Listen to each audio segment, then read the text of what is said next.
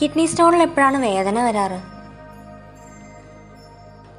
അടിഞ്ഞുകൂടുന്ന ക്രിസ്റ്റലുകൾ മൂത്രത്തിൻ്റെ സ്വാഭാവികമായിട്ടുള്ള ഒഴുക്കിന് തടസ്സമായിട്ട് വരുമ്പോൾ, അതുപോലെ തന്നെ യൂറേറ്ററിൻ്റെ വിടുത്തിനേക്കാൾ വലിയ കല്ലുകൾ വന്ന് അതിൻ്റെ ഫ്ലോ തടസ്സപ്പെടുത്തുന്ന സമയത്ത് കല്ല് അതിൻ്റെ സ്ഥാനത്ത് നിന്ന് ഇളകി മാറുമ്പോൾ, ഇത്തരം സിറ്റുവേഷൻസിലൊക്കെയാണ് വേദന കണ്ടുവരാറുള്ളത്.